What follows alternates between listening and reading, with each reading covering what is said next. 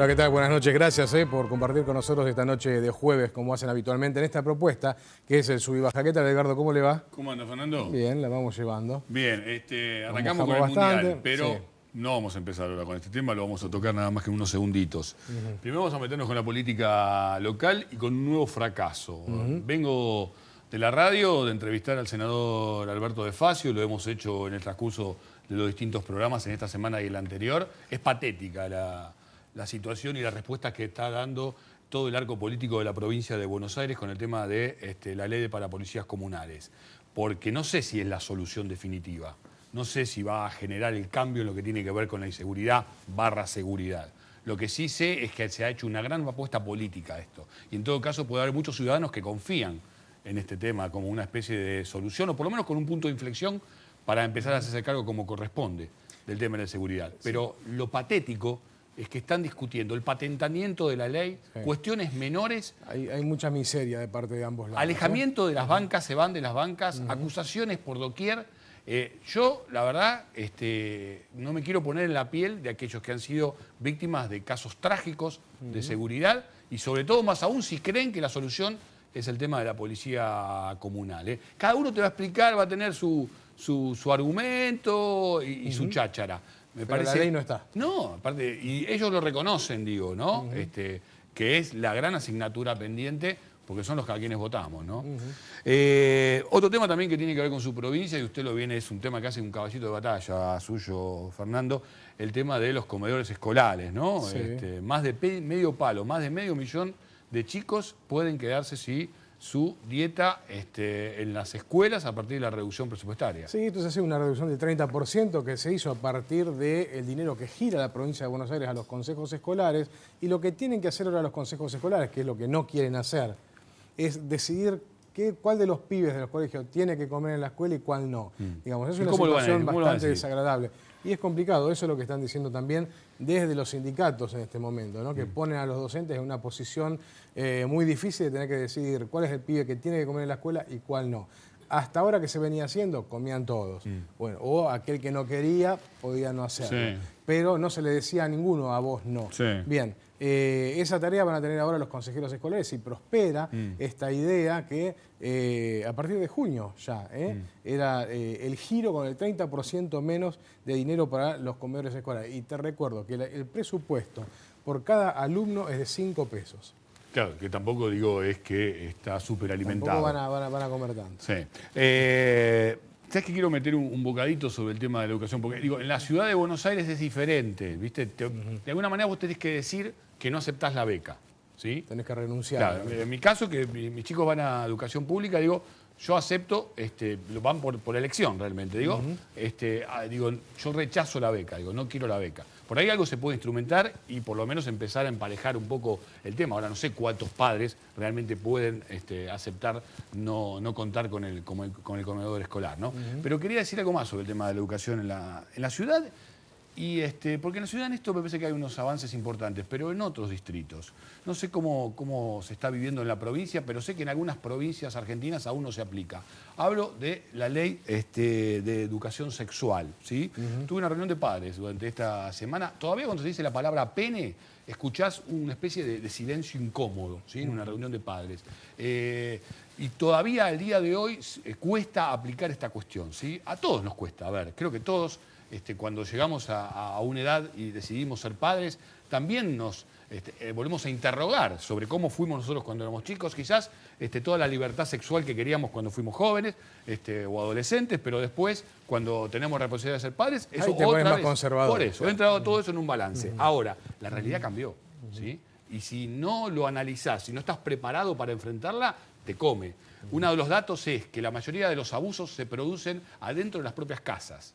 Por ejemplo, hoy por hoy son muchos padres que siguen bañando a sus hijos, ¿sí? Algo que en realidad, dentro de lo que es el tratamiento de la ley de educación sexual, estaría como en discusión, por lo menos, ¿no? A determinada edad, el niño tiene que conectarse con su cuerpo a partir de sus propios recursos. Esto, lamentablemente, todavía no se aplica. A pesar que es ley, digo, se acabó la discusión, es ley. Sí, ¿sí? hay que aplicarla. Exactamente. Estamos jugando, y vamos a hablar también del Mundial, digo, el Mundial de Fútbol, pero estamos jugando otros mundiales, ¿no? Incluso en el Mundial de Fútbol Brasil estamos jugando otro Mundial. Pero digo, Nuestro mundial, por lo menos nuestros partidos importantes, tienen que ver con los Estados Unidos, a partir de la discusión por los fondos buitres, ¿no? Estos fondos que incluso bancados por muchos cipayos de este mismo país están teniendo presa favorable. Aplaudo la actitud de sectores de la oposición que han acompañado el oficialismo. No porque por ahí la estrategia del oficialismo haya sido la mejor, ni mucho menos, sino porque si no lo vamos a pagar entre todos, si la decisión de la Corte Suprema de Justicia es atender a la demanda de los fondos buitres. Hay una suerte de prórroga, hay una posibilidad que los Estados Unidos, vía de su administración, vía concretamente Barack Obama, tome posición frente al tema de esta deuda, ¿no? Que esperemos que sea la de protección de los estados, porque una de las alternativas posibles es que nuestro país vaya a un default. Y el otro mundial, que también estamos jugando, y sí se está jugando en Brasil, pero no tiene que ver con lo futbolístico, es la reelección, la elección en realidad que puede llevar a la reelección de Dilma Rousseff después del mundial. Si a Dilma Rousseff le va muy mal con el mundial, y no hablo de que si Brasil tiene que salir campeón o no en el tema del fútbol, sino la seguridad, que en el día de hoy hemos vivido unas situaciones muy tensas, peligraría la posibilidad de que muchas de las ideas que instrumentó Lula y que sigue instrumentando Dilma Rousseff en lo que hace a la cuestión regional, principalmente en lo que hace al tema del Mercosur, pero también Brasil conduciendo toda la región, ¿no? Puertas adentro de Brasil, hay que reconocer que Brasil tiene una presencia muy fuerte, un recorrido muy fuerte en lo que tiene que ver con su diplomacia. Itamaraty, creo que después del Vaticano y los ingleses vienen palo a palo en lo que tiene que ver con la capacidad de su política internacional. Pero eso hacia adentro tiene cuestiones de Estado muy definidas, ¿sí? La discusión aquí se da en que si Brasil debe seguir adelante con la idea de llevar todo el bloque regional o debe cortarse solo. Si se corta solo, obviamente esto puede generarle acuerdos bilaterales con las principales potencias del mundo. Perdería la posibilidad de conducir la cuestión regional. Pero esto está en discusión en la economía local brasileña. Puntualmente para Argentina, el tema del mercado automotriz, hubo un acuerdo por 6 meses y podría firmarse uno por un lustro, por 5 años, pero siempre y cuando Dilma Rousseff gane la próxima partida. Tiene la sartén por el mango, vamos a ver cómo lo utiliza. Vamos a ver cómo lo utiliza. Ojo, porque digo, todos estos sectores sociales, que por ahí por demandas que son extremadamente atendibles, de todas maneras pueden terminar haciéndole juego a la derecha, como ocurrió incluso con los indignados, que obviamente protestaron en contra del Partido Socialista Gobernante y después le vino el PPP. Pero vamos a arrancar con el tema del Papa, vamos a arrancar con el tema de Francisco, reunión de todas las religiones. Y nos vamos a dar un gusto porque estamos aquí con Fortunato Marimachi, sociólogo, especialista en sociedad y religiones, investigador del CONICET, toda una figura reconocida en este ámbito. Fortunato, gracias por estar aquí en el Sur. Gracias a ustedes por invitarme. Hemos hecho varias entrevistas en la radio, pero bueno, teníamos... Nos toca la tele ahora. Veníamos postergando esta posibilidad. Y justo con esta reunión del Papa Francisco, donde, bueno, la religión judía, la religión musulmana y la religión católica se unieron allí en la sede del Vaticano, ¿no? Digo, ¿cuánto de esto es algo que sirve solo para la foto, que permite dar una suerte de convivencia, si se quiere, pero que en verdad no va a aportar demasiado al proceso de paz? Bueno, estaban estancadas todos los intentos que se habían hecho para seguir con la paz entre el Estado de Israel y el Estado de Palestina. No solo, sino que se siguen construyendo muros y ocupamientos por parte de poblaciones israelíes en la zona de Cisjordania. Y ante eso creo que una vez más, como bien vos decías, la diplomacia vaticana, que tiene una larga historia, así como hizo Pablo VI, así como hizo después Juan Pablo II, también Benedicto XVI, Francisco vuelve a ir a Jerusalén, vuelve a ir a Palestina, aunque claro, también en un contexto un poco distinto. Si la paz estaba muy trabada, esta vez el Vaticano tuvo una política más directa. El Papa entró primero por Jordania y entró a Palestina por otro país árabe, o entra a Israel directamente por Tel Aviv y no por Jerusalén, y una serie de gestos importantísimos, si los hay, que tienen que ver por el lado de denunciar el muro ese que divide la zona de Cisjordania, el muro hecho por los israelíes, y al mismo tiempo reconocer a los dos estados, ir a rezar al Museo del Holocausto, juntarse a la tumba del creador del Estado de Israel. Me parece importante. Ahí habría lo mismo que para la segunda, tu pregunta, una foto de amplísima repercusión en Argentina, donde muchísima gente musulmana, judía, cristiana, se sintió reconfortada en esa foto de 3 líderes reunidos, pero no había líderes de la comunidad palestina de Palestina, ni líderes israelíes de Israel. Y aquí hay entonces, siempre queda esta duda, hasta dónde son procesos que tienen continuidad. Lo que se hizo después en el Estado del Vaticano, en los jardines, es muy parecido. Es decir, el Papa no se cansó de decir que es un encuentro religioso. Usted sabe que eso, para la Iglesia Católica, la política y la religión marchan juntos. Que lo diga él está bien, pero los que investigamos pensado políticamente, entonces no fue un encuentro de 3 religiones, fue un encuentro de 2 jefes de estados con un líder de otro estado que es el Estado del Vaticano. ¿Seguirá, no seguirá? Uno sabe la dificultad que hay para esto. Otra vez, hubiera sido interesantísimo que líderes rabinos de Israel e imanes de Palestina hubieran participado, lo que le muestra a usted el largo camino que queda por recorrer y las enormes dificultades que hay. ¿Hay una interna tanto en Israel como en Palestina con esta situación, por un lado? Y en el Vaticano. Dígame dónde no hay internas. No, está bien, pero digo, a ver, darlo de identidad, incluso con la presencia de Simón Pérez, ¿no? Sí. Quien está en retirada. Ya se va estos días. Por eso. ¿Hasta qué punto eso tiene realmente un correlato en el tema político y hace ruido los papeles de Israel en modificar alguna de sus conductas? Lo que se busca es eso, ¿no? Digo, todo aquel gesto que se haga por la paz entre pueblos y estados, y en este caso reconocer al Estado de Israel y reconocer al Estado de Palestina, me parece que es valiosísimo. Después depende, como bien decís, de las pujas internas, los sectores de poder que hay. En Israel está claro que los sectores de más poder son los que quieren seguir ocupando tierras, quieren seguir casi con un paradigma de la seguridad del enfrentamiento. En el lado de Palestina también hay sectores muy fuertes que desean hacer de la guerra o del enfrentamiento parte central de su discurso. Los liderazgos religiosos en esos lugares también están bastante con problemas. No nos olvidemos que tanto la creación del Estado de Israel como la OLP en un momento fueron organizaciones laicas.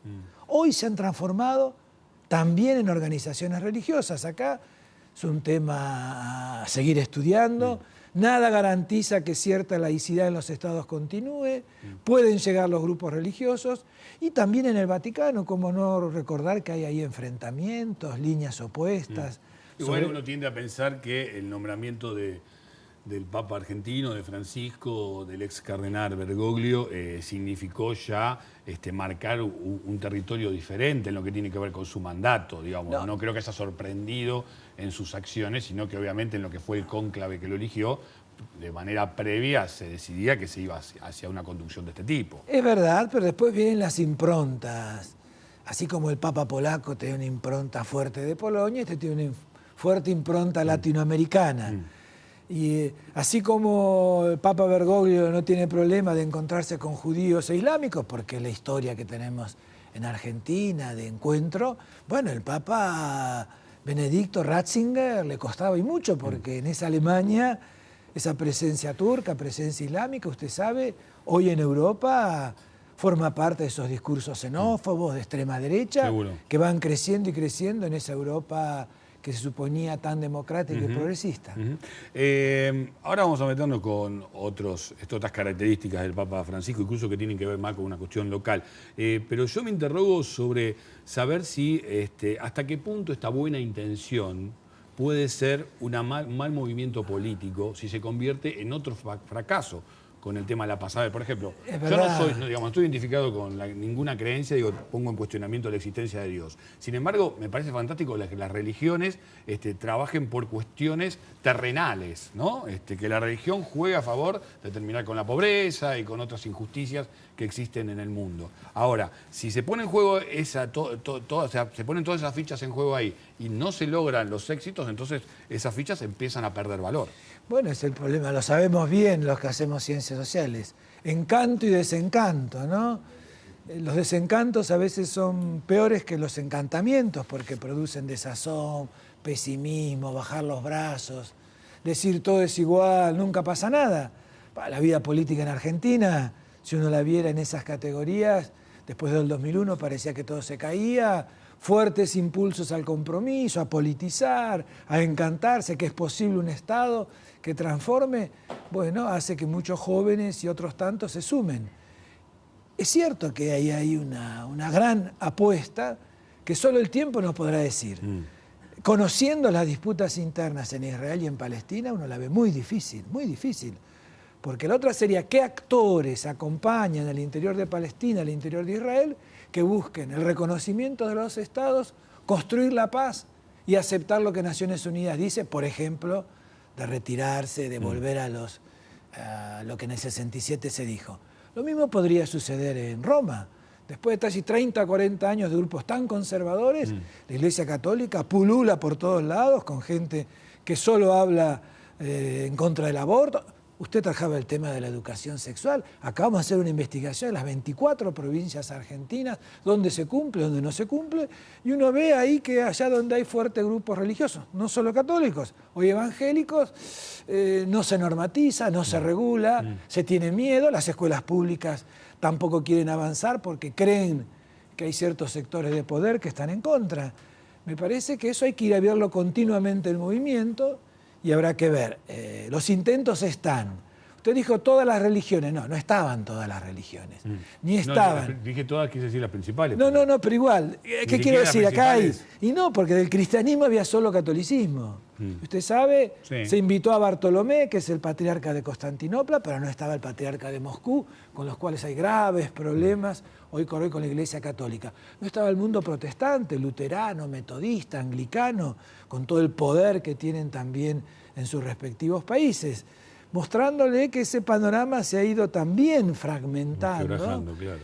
Y bueno, están estos intentos. Yo soy cauteloso, porque esos intentos hay que verlos en un mundo que se fragmenta, que se disputa, y en el cual, es verdad, esos liderazgos religiosos pueden suplantar, sobre todo en Europa, a un liderazgo político muy a la derecha que se está yendo. En América Latina es al revés. Ese liderazgo religioso por ahí tendría que sumarse a estas nuevas expectativas emancipadoras en América Latina, y a veces son un lastre y no acompañan. Mencionaste el tema de las internas también puertas adentro del Vaticano, y se avanza en varios sentidos, pero vamos a mencionar por lo menos dos. Digo, el tema sexual, el tema de la pedofilia, aparentemente el Papa piensa arribar a él, tomarlo con todas sus posibilidades. ¿Crees que va a haber un cambio en este sentido? Innegablemente. Con esto no se juega, dijo Francisco. Ratzinger había sido mucho más fuerte. Ratzinger exige en el sentido que cuando él era papa, para que veas después qué se cumple y no se cumple, exigía que en cada caso de pedofilia el sacerdote fuera dejado de lado, la iglesia asumiera a la víctima, la acompañara y esa persona no ejerciera más el sacerdocio. Bueno, pero eso no se cumplió. Y te lo digo, eso lo dijo Ratzinger. Ni en la Argentina se cumplió. Lo cual te muestra también la crisis de autoridad. No se cumple. Bueno, no se cumple. Esto es un poco para poner también más sobre la discusión. Son las crisis de los liderazgos hoy en nuestras sociedades capitalistas del siglo XXI. Le sucede a la política, le sucede a la cultura, nos sucede a nosotros en la universidad y también le sucede a los grupos religiosos. Es decir, una vez que tienen que asumir esto, se hace muy difícil. Hoy, por ejemplo, hay un obispo en Argentina que tuvo que ir a declarar por proteger a un sacerdote acusado de crímenes de lesa humanidad. No sale en casi ningún lado. ¿Por qué? Y porque sería avanzar, es decir, ¿cómo es posible que haya un actor como es la Iglesia Católica que no respete la ley, que cuando diga alguien es acusado de crimen de lesa humanidad, la autoridad debe decir yo colaboro, y no que diga y capaz fue la política, no sabemos si fue así. Y lo cubre. Bueno, tomemos en otros campos, sindical, político y económico, que a veces sucede parecido y que es bueno entonces ponerlo a la luz. En el campo de las finanzas, en el campo de la economía del Vaticano, también se parece que va a haber una revisión. ¿En esto sos un poquito más optimista o tampoco? Hay una revisión en el sentido que la Comunidad Económica Europea le exigió al Estado del Vaticano que cumpla con la ley. Acá le dicen eso y no la hacen, allá sí tuvieron que hacerla. Es decir, ¿qué significa cumplir con la ley? Cumplir con la ley significa que el Banco del Vaticano tiene que tener las mismas regulaciones que el banco francés, el italiano. En el sentido de que dónde van los depósitos, quién ponen los depósitos, que sean esos depósitos conocidos por la autoridad de la Comunidad Económica Europea. Lo va a hacer, pero el problema es mucho más de fondo. Después de todo este discurso que dijimos de las iglesias católicas, estar con los pobres, acompañarlos, un banco está para ganar dinero. ¿De dónde gana dinero hoy el Banco del Vaticano? Bueno, se invierte bien en las deudas, se invierte bien en los fondos buitres, se invierte bien en el mercado inmobiliario. En el mercado inmobiliario, es decir, que cumpla las reglas está bien, ahora tendrá un problema después ético, moral, de principios. ¿Debe la Iglesia Católica tener su propio banco? Ese banco debe dar ganancias. Para hacer ganancias hay que hacer como todos los bancos. Entonces yo puedo seguir criticando a la usura, al liberalismo, a la banca internacional. Bien, se le hace difícil, pero bueno. ¿Ves un escenario en que esto puede interrogarse o no se va a ir hasta el hueso? Adentro de la Iglesia Católica, por eso te decía, las internas en eso son fortísimas. Hay grupos numerosísimos de cardenales y obispos que piden que no haya más Banco del Vaticano, otros piden que no haya más casi papado, otros piden que no haya más curia. Acá en Argentina, como el Papa es argentino, todo eso nos ponemos contentos que es Papa. Sí. Claro, si nos llegara la noticia, bueno, mire, se acaba la curia, no hay más Papa, nos costaría analizarlo. Hablando del tema local, ¿crees que la impronta de Francisco rompe con otros mandatos o papados anteriores en lo que hace a involucrarse tanto en su país de origen, por ejemplo en la política local? Bueno, ese es un tema interesante. Lo que pasa es que hay que comparar. El otro papa que se involucraba mucho era Juan Pablo II. Con Polonia. Con Polonia, pero claro, era la Polonia del comunismo, de la Unión Soviética, de la Guerra Fría. No había internet, no había Twitter, no podía llamar por teléfono.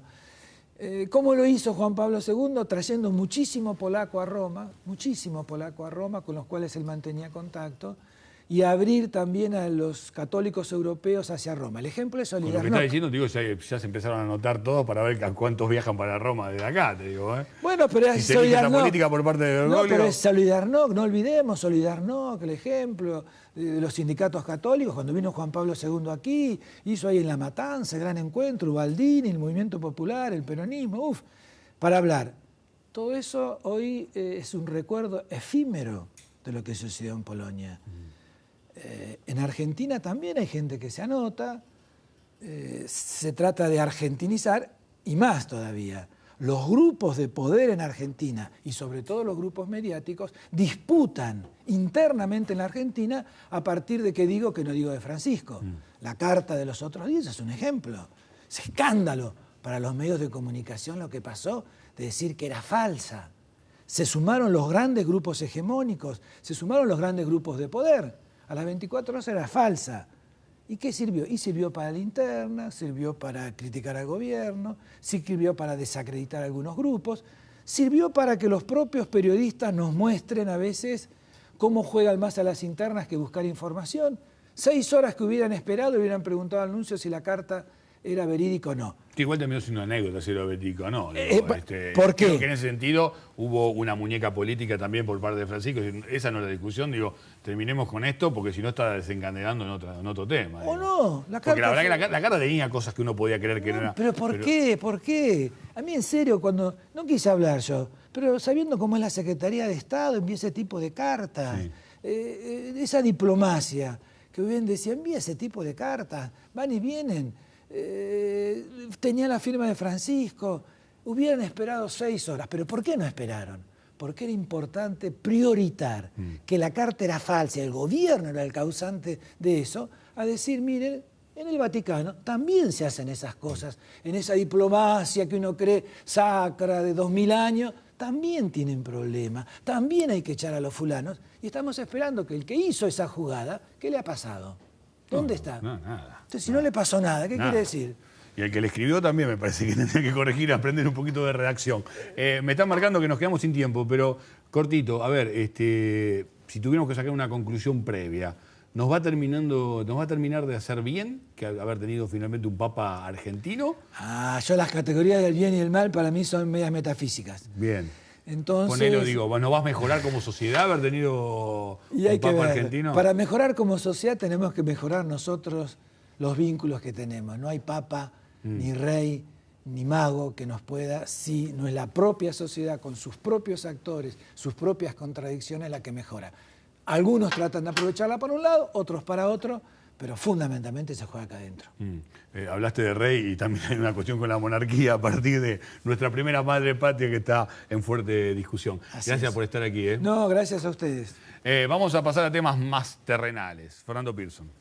En la provincia de Buenos Aires hay una búsqueda desesperada, en Capital también, por llevar alguna respuesta a la gente cuando pide más seguridad o inseguridad, pon el nombre que quieras. Pero en algún momento dijeron las autoridades, vamos por las motos, porque bueno, se sabe que a veces las motos se utilizan para salir de las bancarias, algunos sicarios colombianos utilizaban las motos en su momento para matar gente o otros para delinquir, pero claro, todos los motoqueros no son iguales y hoy están siendo víctimas de una serie de cuestiones que hacen a la diaria de ellos, como tener patentes puestas en los cascos, chalecos, controles un poco más estrictos. Nosotros queremos ver qué piensan ellos desde dos aristas. A mi lado está Maximiliano Arranz. ¿Qué tal, Maxi? ¿Cómo le va? Hola, que es secretario adjunto de la Asociación Sindical Motociclistas, Motoqueros y Servicios. ¿Lo dije bien?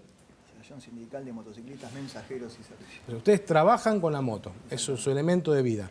Más allá están Mariano Bustos y Mario Nana, que son motoqueros independientes, que se han encontrado a través de las redes sociales, tienen la propuesta de las personas no se patentan, y lo de ustedes es un poco más romántico, ¿no? Ustedes son usuarios de moto, pero no viven de ella. ¿Dije bien? Sí, no vivimos de ella, pero es parte de nuestra vida aún más, porque es una pasión. Fuera de la necesidad muy respetable de los trabajadores, en lo nuestro es un sentimiento profundo y un modo de vida, que es fundamental para nosotros el movernos en la moto y todo lo que engloba el motociclismo en general. Para hacer un poco de historia, ustedes que son los que trabajan con la moto y que por ahí en Capital Federal tienen a diario que sufrir quizás más operativos o tienen más posibilidades de tener algún tipo de circunstancia no deseada por la cantidad de horas que están arriba de la moto. ¿Cómo ven estas nuevas medidas que están implementando, que quieren que les patenten los cascos, que haya una sola persona sobre cada moto, el tema de los chalecos? ¿Cuál es la posición gremial en este caso? Nosotros lo vemos de la peor manera porque son medidas que no traen ninguna clase de solución. Seguramente será una solución para el que hace el negocio de vender los chalecos, pero a lo que es negocio. No me había dado cuenta, negocio de los chalecos. A lo que siempre está en negocio. A lo que es la inseguridad, imagínate que tratar de controlar a gente como es la delincuencia que se maneja al margen de la ley, con una ley que encima es tan ridícula como la de pretender ponernos un chaleco flu a los motociclistas, vos fíjate una cosa, esto es producto de la incapacidad de la clase política para darle respuestas concretas a los problemas reales de la gente. Desde que se declaró la emergencia en seguridad en la provincia de Buenos Aires, solamente surgieron dos ideas a los grandes cráneos que nos gobiernan. Sí. Una es los chalecos fluo para los motociclistas y la otra una especie de servicio militar para pobres y marginales. Bueno, en ese marco es que salen todas estas persecuciones y estas ideas tan insólitas hacia nosotros. Vos recién dijiste algo que es muy importante. Los operativos que a nosotros nos paran. ¿Sabés cuáles son los operativos? Ninguno.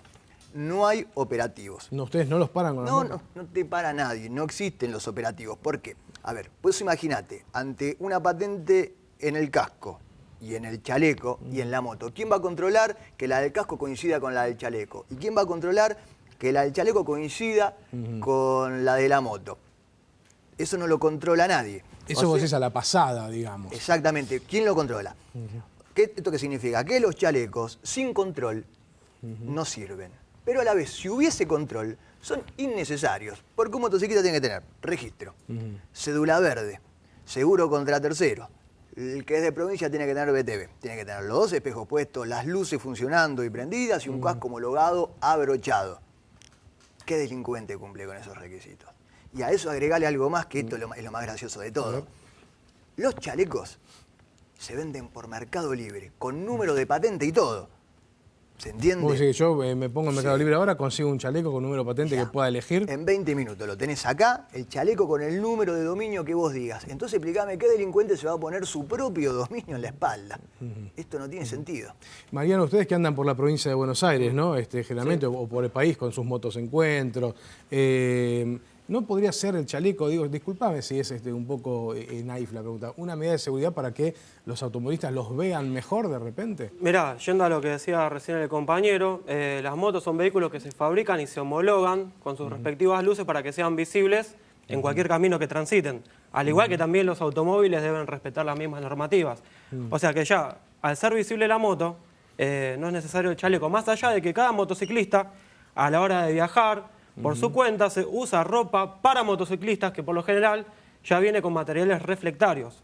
Tanto el casco también tiene sus partes reflectarias. O sea, el motociclista que utiliza la indumentaria de motociclista y la moto que respete las normativas vigentes es visible. O sea, está bien el uso obligatorio del casco y todo eso, ¿están de acuerdo? obviamente, sí. Mi hermano anda mucho en moto, dice que le quita visibilidad al casco. ¿Eso es verdad o mentira? Yo no tengo ningún problema. Depende por ahí de la persona. Claro, y también el tipo de casco, ¿no? Porque hay cascos que son abiertos, que se usan con antiparras, cascos que tienen un visor, cascos rebatibles. Hay muchos tipos de cascos que pueden solucionar la dificultad o la necesidad de cada motociclista. Mario, si llega a un operativo, ¿no? Entra usted en un operativo, le empiezan a pedir los papeles y no cuenta con alguno de los papeles, la moto no está en regla, ¿qué pasa? Bueno, supuestamente, si hablamos de lo que tiene que estar en regla, como cualquier otro vehículo, el vehículo se le va a dar una infracción y en la provincia se retiene el registro o la moto. Pero son estas unas medidas que están fuera de lugar, y te explico por qué. Para hacer una comparación, a nosotros nos pone como una falta grave no llevar el chaleco.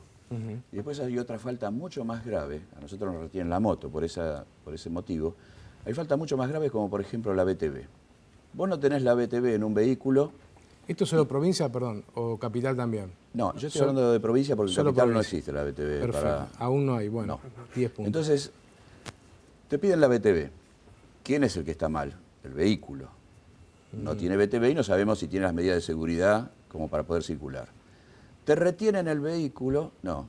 Lo que te retienen es el registro. Vos tenés que ir a buscarlo a La Plata, esperar días, todo. Y seguís andando con el vehículo que estaba mal. ¿Usted se va con la moto? ¿Igual? Nosotros en la moto no. A nosotros nos retienen la moto y bien. nos retienen el registro, Sí. a comparación con los vehículos Sí. que puede seguir andando con un vehículo sin verificación técnica que no sabe si está en condiciones de seguir. O sea que es evidente que lo único que buscan acá es que recaudar, molestar y no se fijaron en el problema final, que es la seguridad de las personas. Aparte de ellos, cuando sacan esta norma es para seguridad ciudadana por la delincuencia. Y están terminando en hacer algo como para que quede bien en cuanto a seguridad vial. O sea, empezaron con una cosa diciendo y terminan con otra. Anuncian un montón de medidas que van a ser a largo plazo, pero lo único que pueden sacar como medida inmediata es que todos los motociclistas lleven un chaleco fluo. Entonces van a decir, uy, ¿cómo están haciendo? Pero no hacen a la seguridad, porque el chaleco mismo es inseguro para transitar, porque no vienen preparados para andar en moto. ¿Este es el chaleco homologado? Este es el chaleco que se... No, ¿qué homologado? No existe pregunto. homologado. Dicen, andá y comprate un chaleco. Sí, Este chaleco, en principio, tiene un abrojito. sí. Es en bolsa al viento y Este no esto... está patentado. No. Pero aparte otra cosa, los chalecos que están, si vos ves la norma, Sí. estos chalecos y la propaganda que te hacen, viene el número acá. Y la norma dice que tiene que ser en la parte Arriba. superior. O sea que hasta espalda. ellos mismos Están desinformando. están desinformando porque te lo muestran puesto acá y después te lo piden que lo tengas acá. Y ningún chaleco que se está vendiendo tiene las franjas acá arriba donde deberían estar pedido por la norma que ellos te exigen. Nunca pensaron si había cantidades de chalecos para vender a la gente y nunca pensaron si el casco con la patente podía perder como pierde la garantía. ¿Usted cree como Maximiliano que hay un negocio atrás de esto? ¿En aquel que fabrica chalecos o Obvio cascos? que se Les soy llenaron de plata sincero. en este tiempo. ¿Sí? Sí, con tantos chalecos que habrán vendido Les hasta soy ahora. sincero, yo creo que hay mucha tontería acá. Ajá. Más que negocio, han pensado en hacer algo mediático para llamar la atención y que todos lo vean y no han pensado ni siquiera en un... tal vez haya algún negocio, pero ni siquiera, yo pienso que ni en eso. Hay mucha tontería, por no Fue decir de otra arrebato, cosa. por llevar una respuesta. Por tener una respuesta mediática. Porque no contribuye ni a la seguridad ciudadana ni a la seguridad de la conducción de la motocicleta. Porque como decía él, en bolsa al viento se te engancha, en caso de caída se te puede enganchar una parte de la moto provocando lesiones peores. Y en cuanto a la seguridad ciudadana, nosotros andamos por la calle repartiendo estos volantes, concientizando, informando a las personas. Y en uno de esos controles más de una vez me ha tocado cruzarme por ahí algún policía que anda de civil en moto, o motorizado también. Y comentándole acerca de esto, a ver cuál era su postura, qué pensaban, Él es un motoquero igual que ustedes, aunque represente la ley. Sí, pero también representa la ley, es el que tiene que hacer cumplir esta reglamentación. Y he tenido dos comentarios particulares. El primero, porque desde el gobierno dicen que esto facilita el trabajo a los policías. Facilita en el sentido de no tenés chaleco, te retengo la moto, tenés chaleco, seguí. Pero no explica de qué manera favorece la seguridad. Me han explicado más de un policía que con el tema del chaleco, antes una persona cometía un delito, lo identificaban 2 personas en moto, campera roja y remera amarilla. El tipo entre el tráfico lo podía encontrar y agarrarlo. En este caso van a estar todos uniformados de la misma manera. Por lo tanto, ya no... Visualmente, vos decís que si hay muchas motos, visualmente es más se difícil. camufla, es una herramienta de camuflaje entre los motociclistas honestos. Más allá de lo que comentaban, que te pueden hacer un chaleco que puede tener el número de tu moto y pueden cometer ilícitos en tu nombre, o mismo si a vos te roban la moto, antes te robaban la moto, ya está, se la llevaron, hacer la denuncia, el seguro te la paga y se Ahora acabó te ahí. desnudan, además. Ahora te desnudan, lo que esto implica una situación de tensión que puede llevar a que termine mal la cosa, porque te van a querer sacar el chaleco, el casco, y desde el momento que a vos te sacaron todo, hasta que llegaste a una comisaría, esperaste 1 hora que te tome la denuncia, esa persona ya estuvo por ahí delinquiendo en tu nombre. O sea, que vos, siendo un laburante inocente, vas a tener que terminar dando el día de mañana explicaciones en la justicia de que vos en realidad fuiste una víctima de un delito. Bien, bien. Maxi, de alguna manera, ustedes como gremio a lo mejor están más organizados, ¿tienen contrapropuestas a lo que los gobiernos están pidiendo en este momento? ¿Tienen otras ideas que podrían ser alternativas de estas que no comparten? Sí, a ver, partamos de un principio básico. Plantear alternativas a esta cuestión mediática y tan ridícula no tiene mucho sentido. Nosotros sí tenemos propuestas absolutamente superadoras a lo que es esto, y son básicas en lo que son las funciones del Estado. Nosotros aseguramos que con el solo hecho de que haya más controles, este circo se acaba. O sea, ustedes piden que los controlen más. Sí, claramente. Nosotros O sea, vos querés no que tenemos te ningún controlen problema más. en parar en todos los retenes que sean necesarios, también en el marco de una emergencia en seguridad que estamos viviendo como país, que no se puede negar.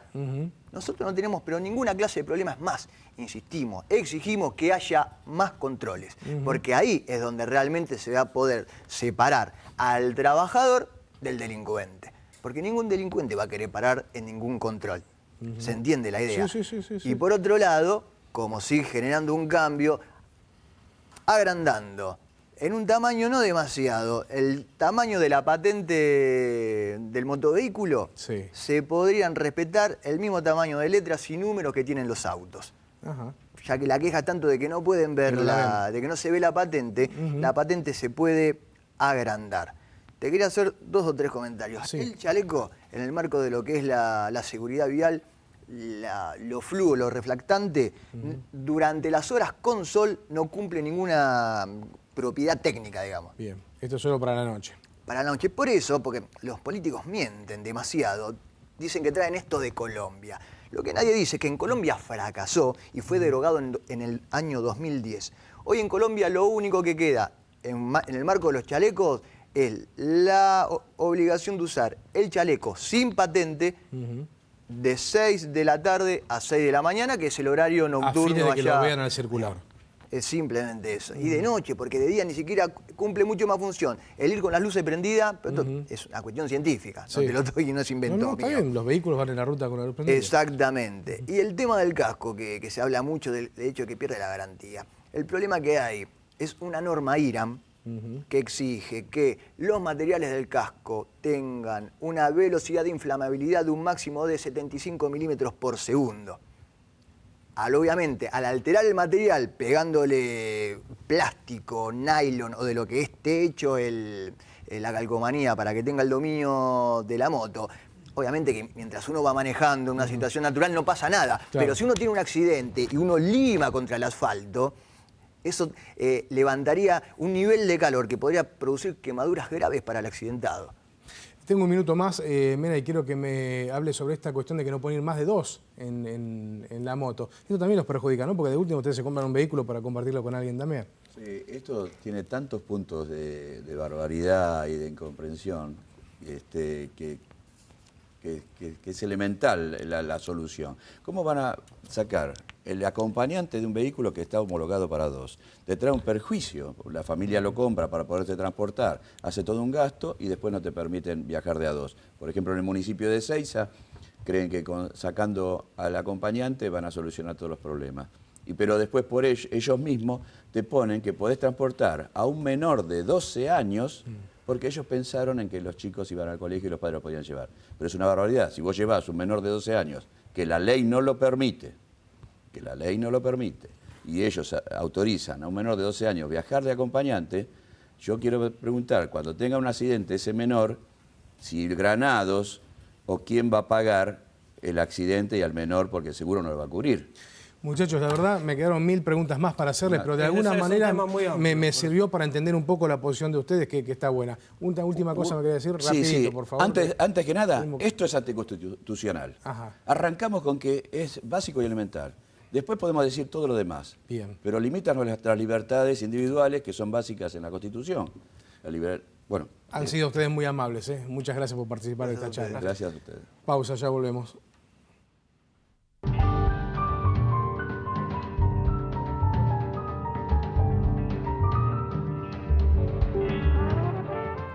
Disfruta de los beneficios en turismo de la Federación del Papel. En Mar del Plata, Hotel 3 de Abril, a pasos del centro y de la playa.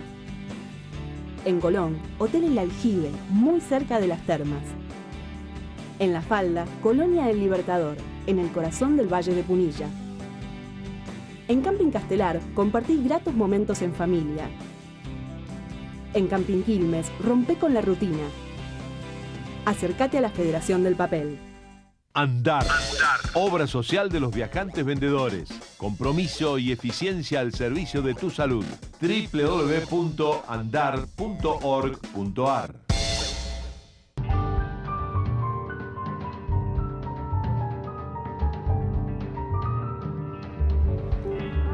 Y el tema ahora es la economía, justamente de un día de mucha lluvia, de una gran tormenta, con mucho viento también. El ministro de Economía dijo que se había terminado la tormenta, obviamente la tormenta económica, en un reportaje que le hicieron en el diario Página 12 el último fin de semana. E hizo un repaso de muchas de las medidas que actualizaron la situación, obviamente desde el punto de vista del pensamiento oficial del actual gobierno. Está con nosotros Fernanda Vallejos, economista de la Gran Macro, y vamos a charlar sobre mucho de lo que dijo el ministro de Economía y a partir de ahí también de mucha de la actualización de la economía que estamos viviendo en estos momentos.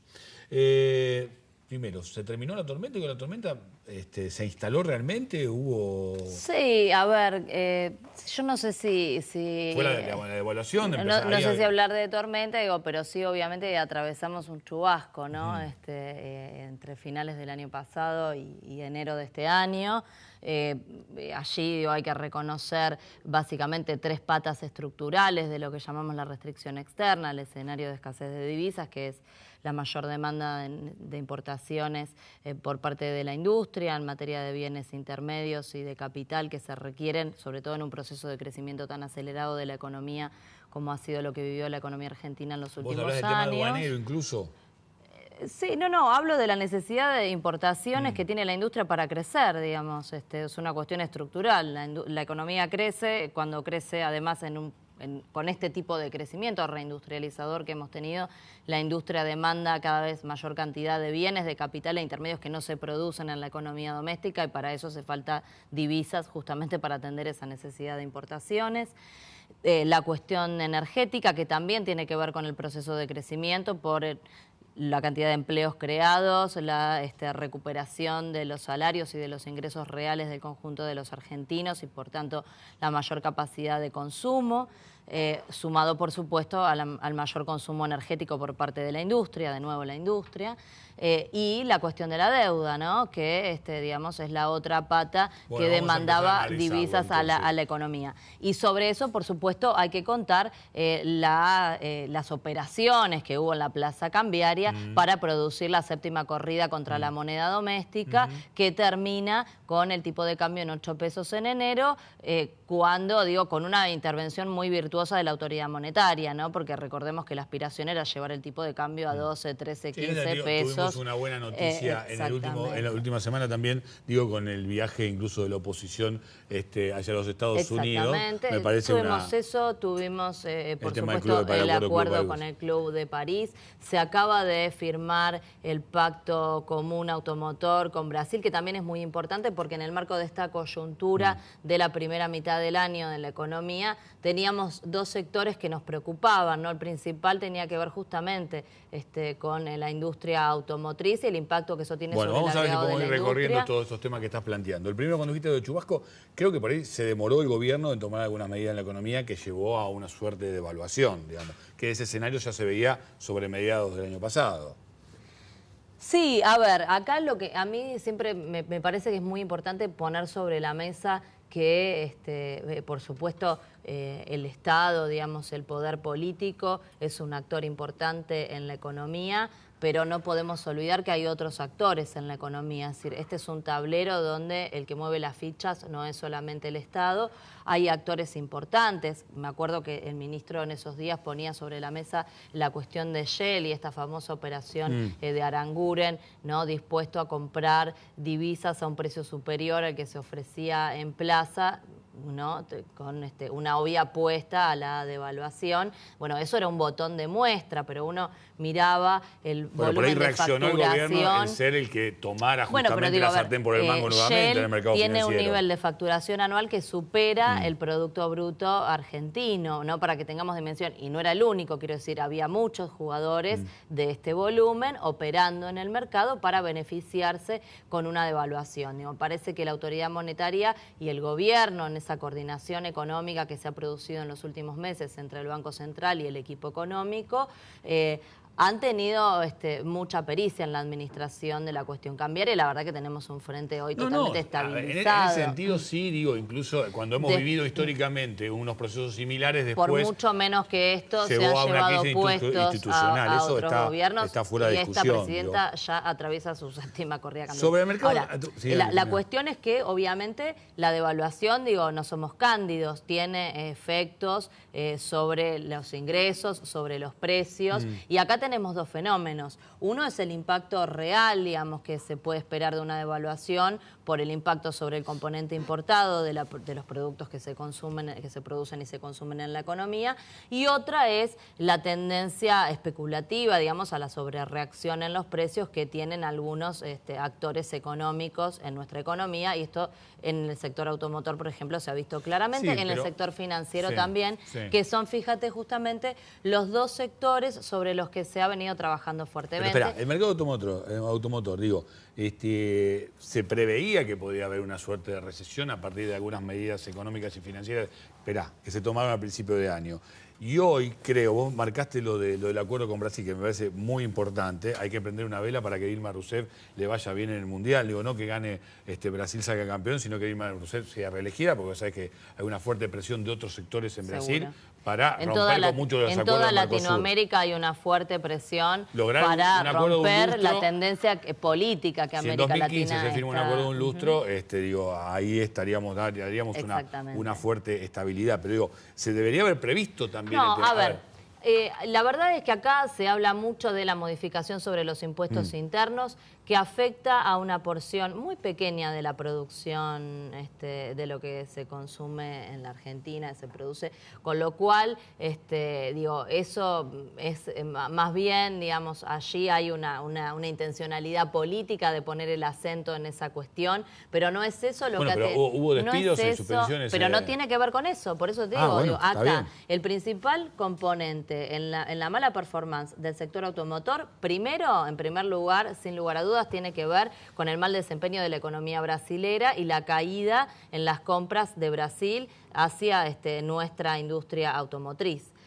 En segundo lugar, la sobrereacción en los precios, ¿no? Porque digo, el sector automotor doméstico, sobre todo en algunos segmentos, ha incrementado los precios de manera desorbitante a veces, muy por encima de lo que significa la devaluación. Siempre fue así. Pero Siempre fue así, ¿o inconmensurablemente por encima del impacto pequeñísimo que termina teniendo la modificación a la ley de los impuestos internos. Entonces, digo, pero bueno, el acuerdo que se acaba de firmar con Brasil, sin lugar a dudas, es muy importante para la Argentina. De hecho, bueno, es un acuerdo por un año, como vos decías, y la idea es, de aquí a unos meses, empezar a trabajar ya articuladamente los dos gobiernos y también los sectores privados de ambos países en la construcción del nuevo acuerdo automotor que va a regir a partir de mediados del año próximo.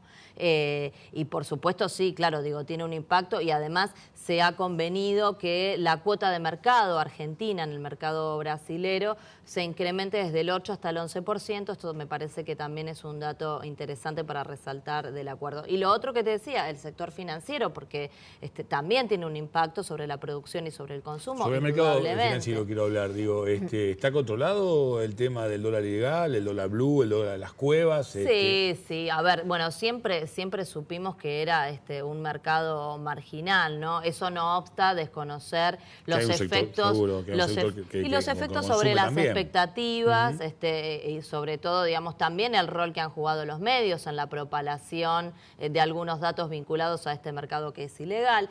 Pero eso, digo, me parece que se ha ido desplomando claramente, que cualquiera puede dar cuenta de esto. De hecho, ha desaparecido. Por ahí lo intentan instalar a veces cuando se quiere generar alguna cuestión política en torno a la economía, pero la realidad es que eso me parece que se ha distendido claramente, entre otras cosas, porque se ha flexibilizado. Pero no hay que relajarse demasiado, digo, ¿no? Se ha flexibilizado, no olvidemos. También se lo subestimó en su momento y esto después generó que tuviera más rigor. No olvidemos que en el camino se ha autorizado la adquisición de dólares para atesoramiento a, digamos, el pequeño ahorrista en una proporción de sus ingresos legales declarados. También, por supuesto, la política de tasas que ha tenido el Banco Central ha promovido que las carteras permanezcan en pesos y que no se dolaricen, que por supuesto era la intención y los ahora va a haber unos cambios, ¿no? El tema de tasa bancaria. A eso iba con la cuestión de la regulación. Pero ¿qué pasó, digo? A ver, el costo que hoy tiene después de la suba de tasas que implementa el Banco Central para contener la dolarización de las carteras y limitar la preferencia por el dólar, colocó el costo del fondeo en un 15%, ¿no? Haciendo un promedio entre plazos fijos, cajas de ahorro, cuentas corrientes, digamos, los principales puntos de fondeo con lo que el sistema bancario se hace de los pesos que después presta a nosotros. Ahora, la realidad es que los bancos estaban prestando al 40, 50, 60, 80, 100%. O sea, acá la diferencia... Aún dando una tasa del 25... eso ahora hay una no es sustentable en ninguna economía, por supuesto. Y esto también, ha resentido, más vale el consumo, etcétera. Y la producción, porque, las empresas tienen que financiar sus inversiones y esas tasas son insostenibles para cualquiera. Con la regulación que implementa la autoridad monetaria, lo que se hace respecto de la tasa promedio de la economía que se estaba cobrando, va a implicar una caída de 5 puntos sobre lo que son créditos prendarios y de 10 puntos sobre lo que son créditos personales. Respecto de la tasa promedio, por supuesto que había entidades, incluso entidades grandes. Eso va a haber que explicarlo muy bien para que el consumidor se sepa defender como corresponde cuando le equivoque. Sí, hay un apartado en la normativa que justamente se ocupa de la cuestión del consumidor y cómo tienen que estar presentados los contratos, porque también es cierto que los contratos bancarios a veces son bastante engañosos. Fernanda, queríamos iniciar el programa con vos, tuvimos una situación y ahora nos queda nada más que un minuto porque estuvimos esperando para cerrar el programa. Y quiero tocar el tema de la inflación. A ver, ¿está controlada? Porque hay una apuesta clara del gobierno en lo que fue recuperar la credibilidad en los primeros meses, incluso sincerizando mucho de los índices, lo que marcaba el INDEC. Ahora la idea es ver si recuperar esta credibilidad tiende a descender la inflación. ¿Va a tener éxito esta apuesta del gobierno? La inflación viene con una tendencia declinante en todos estos meses y es la tendencia que uno puede proyectar de aquí a fines ¿Cómo cerramos el año, calculás?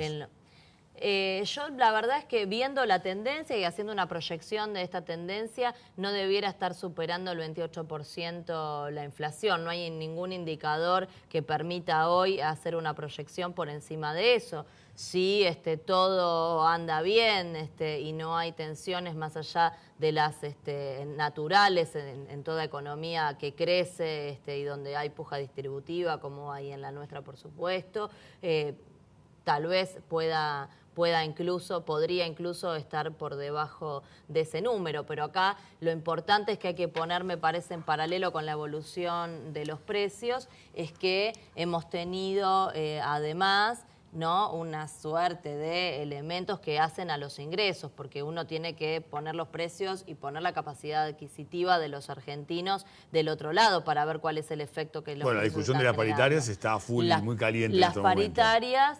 Pero vienen cerrando, siempre digo, las paritarias son calientes y está bien que así sea, y en una economía que ha recuperado el empleo como la nuestra, que tiene una tasa de desocupación del 7%, es bueno que los trabajadores tengan capacidad de plantear sus necesidades y defender sus derechos. Las paritarias están cerrando por encima de la inflación esperada. Acaba de haber un incremento. Si llegaran a a 28%, creo que por lo menos una inflación, una actualización en la asignación universal por hijo del 40%, que obviamente está superando, como todos los años que ha tenido actualización, la evolución de los precios. Vamos a tener la segunda actualización de los saberes previsionales y además la apertura de la segunda moratoria, que nos va a llevar a universalizar la cobertura previsional. Y el otro día la OIT presentaba un informe muy interesante. El 50% de la población mundial no tiene acceso a cobertura previsional y nosotros estamos llegando a eso. Gracias por estar en su viaje, Fernanda. Nos vemos pronto. Última tanda, ya venimos.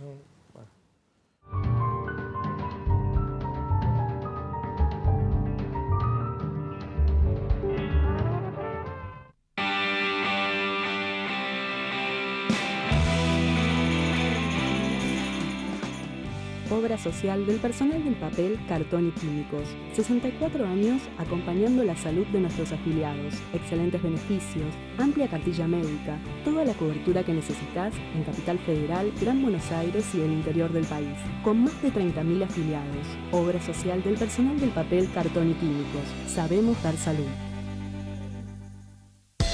ISB, Instituto Superior de Enseñanza de los Viajantes Vendedores. Capacitación y formación para profesionalizar y dignificar el trabajo. www.isb.edu.ar.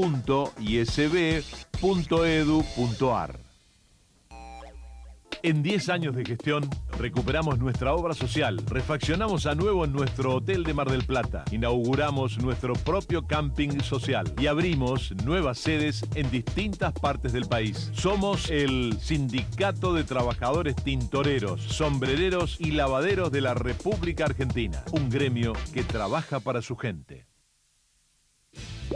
La Gota, un programa de radio que nada contra la corriente. Conducción, Edgardo Chini y equipo. La Gota, militantes de las subjetividades en el reino de las hipocresías. AM 570, Radio Argentina.